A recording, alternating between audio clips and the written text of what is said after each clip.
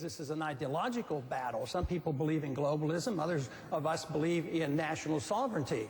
And there is a move on toward a North American Union, just like early on there was a move on for a European Union, and it eventually ended up. So we had NAFTA and moving toward a NAFTA highway. These are real things.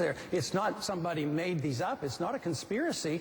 Back with presidential candidate Dr. Ron Paul. One of the places that I think you and I agree on probably the most is economy and our government spending. We're spending ourselves right back to 1929, if we're lucky, I believe. And boy, there's some just bad things that are popping up that nobody seems to want to look at. 70% of the real gross domestic product in our country, 70% is just from people spending money. How did we get to this point? And more importantly, as president of the United States, what would you do to get us out of it? Well, we have to stop the spending. We have to bring our budget under control. We can't raise taxes to cut the deficit. We have to cut spending.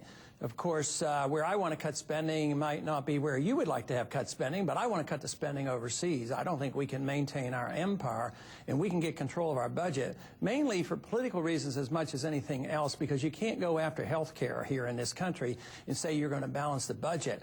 But we have to take the pressure off the Fed to create money. You know, we spend, and then we tax, and then we borrow, and we still don't have enough money. So we have this ridiculous monetary system where we go to the Federal Reserve and say, buy these treasury bills, and they buy the treasury bills with money out of the clear blue, out of thin air, and this is causing the inflation.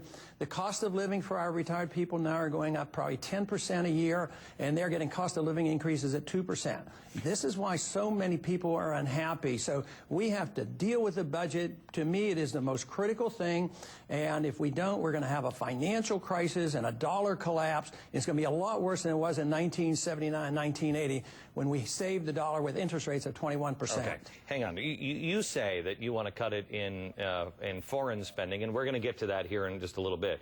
But you know, and I know, in the last 4 years, we had a real deficit of $26 trillion. I'm a little loose on the numbers, but it was about $26 trillion just in Social Security, Medicare, Medicaid, and I think the railroad union or retirement fund. Right. And now, just in 4 years, just because of interest and everything else we're piling on top, now that real deficit is $46 trillion.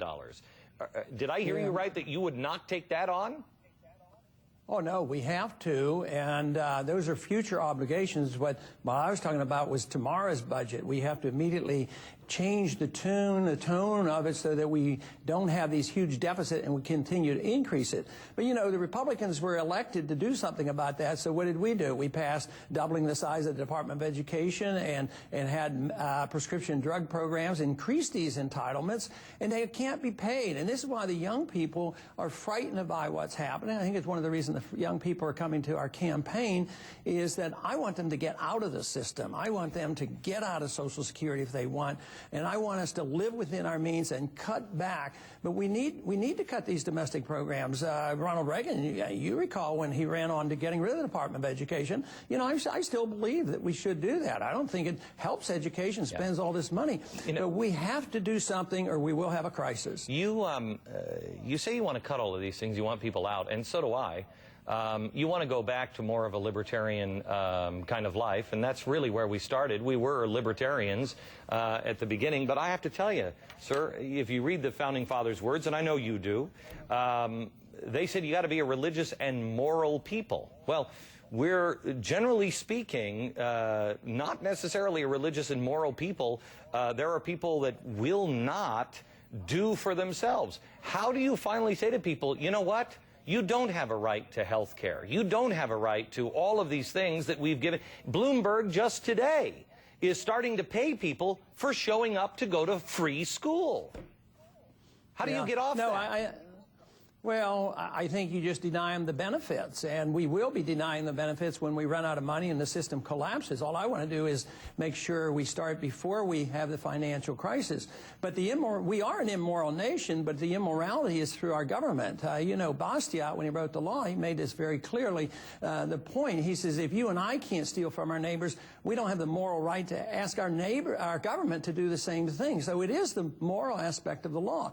And we have become an immoral nation because because we think that if you transfer wealth through the government force, that it's legitimate, it's an entitlement, and they have a right to it. And as long as we have that, no, there's no way, you and I would probably agree with that, there's no way we can solve our problems. But if you feed the system and allow people to get these benefits and perpetuate the welfare state, it never will reverse. So I say, let's start reversing it and start cutting the spending. Back in a second with presidential candidate Ron Paul.